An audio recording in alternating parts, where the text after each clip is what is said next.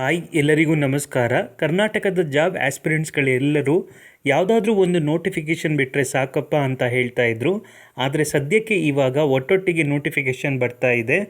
Karnataka examination ಅಥಾರಿಟಿಯವರು ಇವತ್ತು ತುಂಬಾ ನೋಟಿಫಿಕೇಷನನ್ನು ಬಿಟ್ಟಿದ್ದಾರೆ.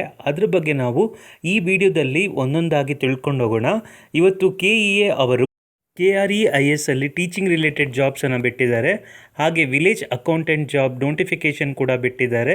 ಜೊತೆಗೆ ಲ್ಯಾಂಡ್ ಸರ್ವೇಯರ್ ಮತ್ತು ಕರ್ನಾಟಕ ಸ್ಟೇಟ್ ರಿಸರ್ವ್ ಪೊಲೀಸ್ ಈ 4 ಹುದ್ದೆಗಳ ನೋಟಿಫಿಕೇಷನನ್ನು ಬಿಟ್ಟಿದ್ದಾರೆ. ಸೊ ಇದ್ರ ಬಗ್ಗೆ ನಾವು ಒಂದೊಂದಾಗಿ ಈ ವಿಡಿಯೋದಲ್ಲಿ ತಿಳ್ಕೊಳ್ಳೋಣ. ಮೊದಲನೇದಾಗಿ ವಿಲೇಜ್ ಅಕೌಂಟೆಂಟ್ ಆಫೀಸರ್ ಇದ್ರ ಬಗ್ಗೆ ತಿಳ್ಕೊಳ್ಳೋಣ. ಒಟ್ಟು 505 ಹುದ್ದೆಗಳಿದೆ. ಇದನ್ನು ಅಪ್ಲೈ ಮಾಡೋದಕ್ಕೆ 11/7/2026 ಸೊ ಈ ದಿನಾಂಕದಿಂದ ನೀವು ಅಪ್ಲೈ ಮಾಡ್ಬೋದು. ಹಾಗೆ ಕೊನೆ ದಿನಾಂಕ 30/7/2026. ಸೊ ಈ 1 ತಿಂಗಳುಗಳ ಕಾಲ ನಿಮಗೆ ಟೈಮ್ ಇದೆ. ಸೊ ಇಷ್ಟರಲ್ಲಿ ನೀವು ಅಪ್ಲೈ ಮಾಡಬೇಕು. ಫೀಸ್ ಬಂದು GM ಹಾಗೆಯೇ ಬೇರೆ OBC ಕ್ಯಾಟಗರಿಯವರಿಗೆ 750, SC ST ಅವರಿಗೆ 500 ರೂಪಾಯಿ ಇರುತ್ತೆ. ಸೊ ಒಟ್ಟಿನಲ್ಲಿ ವಿಲೇಜ್ ಅಕೌಂಟೆಂಟ್ ಆಫೀಸರ್ನ 505 ನೋಟಿಫಿಕೇಷನ್ ಬಿಟ್ಟಿದ್ದಾರೆ. ಸೊ ಜಿಲ್ಲೆ ವೈಸು ಇದೆ, ನೀವು ಅವರ ವೆಬ್ಸೈಟಲ್ಲಿ ಹೋಗಿ ನೋಡ್ಬೋದು. ಹಾಗೆ ನೀವು ಅಪ್ಲೈ ಮಾಡಬೇಕಾದ್ರೆ ಈ ಪೋಸ್ಟಿಗೆ ಒಂದು ರೋಸ್ಟರನ್ನು ಚೆನ್ನಾಗಿ ನೋಡಿ. ನಿಮ್ಮ ಡಿಸ್ಟಿಕ್ಕಲ್ಲಿ ನಿಮ್ಮ ಕ್ಯಾಟಗರಿಗೆ ಇರೋ ಥರ ಯಾವ ಡಿಸ್ಟಿಕ್ಕಲ್ಲಿ, ಫಾರ್ ಎಕ್ಸಾಂಪಲ್ ನಿಮ್ಮ ಜಿಲ್ಲೆ ಇವಾಗ ಚಿಕ್ಕಮಂಗ್ಳೂರು ಆಗಿದ್ದರೆ ಸೊ ಆ ಜಿಲ್ಲೆಯಲ್ಲಿ ನೋಡಿ ನಿಮ್ಮ ಕ್ಯಾಟಗರಿಗೆ ಇದೆಯಾ ಅಂತ. ಅಂದರೆ ನೀವು GM ಅಲ್ಲಿ ಇದೆಯಾ ಅಥವಾ ನಿಮ್ಮ ಕ್ಯಾಟಗರಿಯಲ್ಲಿ ಇದೆಯಾ ಅಂತ. ಅಲ್ಲಿ ಇಲ್ಲ ಅಂದಮೇಲೆ ನೀವು ಅಲ್ಲಿ ಅಪ್ಲೈ ಮಾಡೋದ್ರಲ್ಲಿ ಲಾಜಿಕ್ಕೇ ಇಲ್ಲ. ಸೊ ಈ ರೀತಿ ನೀವು ನೋಡಿಕೊಂಡು ಈ ವಿಲೇಜ್ ಅಕೌಂಟೆಂಟಿಗೆ ನೀವು ಬರೀರಿ. ಹಾಗೆ ಮುಂದಿನ ಪೋಸ್ಟನ್ನು ನೋಡೋದಾದರೆ ಕರ್ನಾಟಕ ಸ್ಟೇಟ್ ರಿಸರ್ವ್ ಪೊಲೀಸ್ ಇದು ಕೂಡ ನೋಟಿಫಿಕೇಷನನ್ನು ಬಿಟ್ಟಿದ್ದಾರೆ. ಇದು ಅಪ್ಲೈ ಮಾಡೋದಕ್ಕೆ 13/7/2026 ಈ ದಿನಾಂಕದ ನಂತರ ನೀವು ಅಪ್ಲೈಯನ್ನು ಮಾಡ್ಬೋದು. ಇದು ಸೆಕೆಂಡ್ PUC ರಿಲೇಟೆಡ್ ಜಾಬ್ ಆಗಿರುತ್ತೆ. ನಾನು VAO ಆಗಲೇ ಹೇಳಿದೆ ಅಲ್ವಾ, ಅದು ಕೂಡ ಅಷ್ಟೇ. ಸೆಕೆಂಡ್ PUCಯನ್ನು ಕಂಪ್ಲೀಟ್ ಮಾಡಿರಬೇಕು ಈ 2 ಜಾಬ್ಗಳಿಗೆ. ಎಷ್ಟೋ ಜನ ವುಮೆನ್ಸ್ ಆಸ್ಪಿರೆಂಟ್ಸಲ್ಲಿ ಡೌಟ್ ಇರುತ್ತೆ, ಕರ್ನಾಟಕ ಸ್ಟೇಟ್ ರಿಸರ್ವ್ ಪೊಲೀಸಿಗೆ ನಾವು ಅಪ್ಲೈ ಮಾಡ್ಬೋದಾ ಅಥವಾ ಇಲ್ವಾ ಅಂತ. ವುಮೆನ್ಗಳು ಕೂಡ ರಿಸರ್ವ್ ಪೊಲೀಸಿಗೆ ಅಪ್ಲೈಯನ್ನು ಮಾಡ್ಬೋದು. ಸೆಕೆಂಡ್ PUC ಆಗಿದ್ದರೆ ಸಾಕು. ಆ್ಯಸ್ ಯೂಶ್ವಲ್ ಸಿವಿಲ್ ಪೋಸ್ಟಲ್ಲಿ ಯಾವ ರೀತಿ ಇತ್ತು ನಿಮ್ಮ ಹೈಟ್ ವೆಯ್ಟ್ ಎಲ್ಲ, ಅದೇ ರೀತಿ ಇದಕ್ಕೂ ಅಷ್ಟೇ ಕೇಳಿದ್ದಾರೆ. ಸೊ ರಿಸರ್ವ್ ಪೊಲೀಸಿಗೆ ಕೂಡ ವುಮೆನ್ಸ್ ಅವರು ಕೂಡ ಎಲಿಜಿಬಲ್ ಆಗ್ತಾರೆ. 13/7ರಿಂದ 10/8 ಟೈಮ್ ಇದೆ. ಅಷ್ಟರೊಳಗೆ ನೀವು ಅಪ್ಲೈ ಮಾಡಿ ಅಂತ ಹೇಳ್ತೀನಿ. ಫೀಸ್ ಆ್ಯಸ್ ಯೂಶ್ವಲ್ ಎಲ್ಲ ಪೋಸ್ಟ್ಗಳಿಗೂ GM ಮತ್ತು OBC ಅವರಿಗೆ 750, ಹಾಗೆ SC ST ಅವರಿಗೆ 500 ರೂಪಾಯಿ ಇರುತ್ತೆ. ಮುಂದಿನ ಹುದ್ದೆ ನೋಡೋದಾದರೆ ಕರ್ನಾಟಕ ರೆಸಿಡೆನ್ಷಿಯಲ್ ಎಜುಕೇಷನಲ್ಲಿ ಅಂದರೆ ಮುರಾರ್ಜಿ ಸ್ಕೂಲೆಲ್ಲ ಬರುತ್ತಲ್ವ, ಅಲ್ಲಿ ಟೀಚಿಂಗ್ ರಿಲೇಟೆಡ್ ಜಾಬ್ಸನ್ನು ಬಿಟ್ಟಿದ್ದಾರೆ.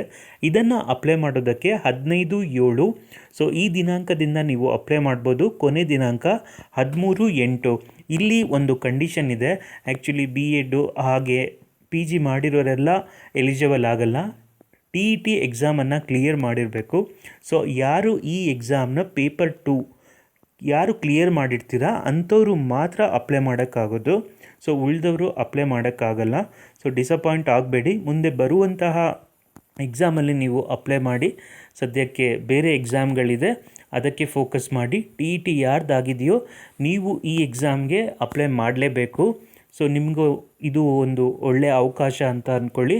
ಹಾಗೆ ಮುಂದಿನ ಜಾಬನ್ನು ನೋಡೋದಾದರೆ ಲ್ಯಾಂಡ್ ಸರ್ವೇಯರ್ ಜಾಬ್ ಬಿಟ್ಟಿದ್ದಾರೆ. ಇದರ ನೋಟಿಫಿಕೇಷನ್ ಇದು ಕೂಡ 500+ ಜಾಬ್ಸ್ ಇದೆ.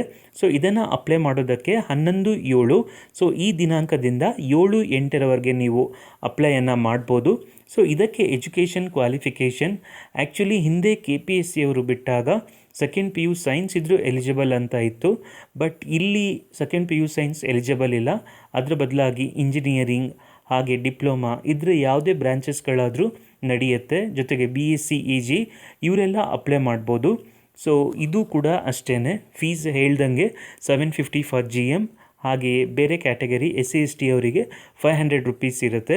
ಸೊ ಈ ಹೇಳ್ದಂತಹ ಈ ಹುದ್ದೆಗಳಿಗೆ ನೀವು ಅಪ್ಲೈ ಮಾಡಬೇಕು ಅಂತ ಅಂದ್ಕೊಂಡಿದ್ರೆ ನೀವು ಇಲ್ಲಿ ಕಾಣ್ತಾ ಇರುವ ವಾಟ್ಸಪ್ ನಂಬರಿಗೆ ನೀವು ವಾಟ್ಸಪ್ಪನ್ನು ಮಾಡಿ ನಿಮ್ಮ ಡೀಟೇಲ್ ಎಲ್ಲ ಶೇರ್ ಮಾಡಿ. ಹಾಗೆ ಈ ಎಲ್ಲ ಎಕ್ಸಾಮ್ಗಳ ಮೊದಲನೇ ಪೇಪರ್ GK ಪೇಪರ್ ಆಗಿರುತ್ತೆ. ಸೊ ಇದರಲ್ಲಿ ಕರೆಂಟ್ ಅಫೇರ್ಸ್ ಮತ್ತು ಸ್ಟ್ಯಾಟಿಕ್ ರಿಲೇಟೆಡ್ ಇದ್ರ ಬೇಸಿಸ್ ಮೇಲೆ ಕ್ವಶನ್ಗಳು ಬರೋದು. ನನ್ನ ಈ ಚಾನಲಲ್ಲಿ ನಾನು ಹೊಸ ಸೀರೀಸನ್ನು ಮಾಡ್ತಾ ಇದ್ದೀನಿ. MCQ ಕ್ವಶನ್ಗಳನ್ನು ಡೈಲಿ ಅಪ್ಲೋಡ್ ಮಾಡ್ತಾ ಇದ್ದೀನಿ. ಸೊ ದಯವಿಟ್ಟು ನೀವು ಆ ವಿಡಿಯೋಸ್ಗಳೆಲ್ಲ ನೋಡಿ, ಇದರಿಂದ ನಿಮಗೆ ಸಾಕಷ್ಟು ಹೆಲ್ಪ್ ಆಗುತ್ತೆ. ಈ ಎಲ್ಲ ಎಕ್ಸಾಮ್ಗಳಿಗೂ ನಿಮಗೆ ಹೆಲ್ಪ್ ಆಗುತ್ತೆ. ಈಸಿಯಾಗಿ ನೀವು ಮೊದಲನೇ ಅಟೆಂಪ್ಟಲ್ಲೇ ಎಕ್ಸಾಮನ್ನು ಕ್ಲಿಯರ್ ಮಾಡ್ಬೋದು. ಐ ಹೋಪ್ ನಾನು ಹೇಳಿದಂಥ ಇನ್ಫಾರ್ಮೇಷನ್ ನಿಮ್ಮೆಲ್ಲರಿಗೂ ಇಷ್ಟ ಆಯಿತು ಅಂತ ನಾನು ಭಾವಿಸ್ಕೊಳ್ತೀನಿ. ಈ ವಿಡಿಯೋ ಇಷ್ಟ ಆಗಿದ್ದರೆ ದಯವಿಟ್ಟು ಇದಕ್ಕೆ ಲೈಕ್, ಶೇರ್, ಸಬ್ಸ್ಕ್ರೈಬ್ ಮಾಡೋದನ್ನು ಮರಿಬೇಡಿ. ಈ ವಿಡಿಯೋ ನೋಡಿದ್ದಕ್ಕಾಗಿ ನಿಮ್ಮೆಲ್ಲರಿಗೂ ಧನ್ಯವಾದಗಳು.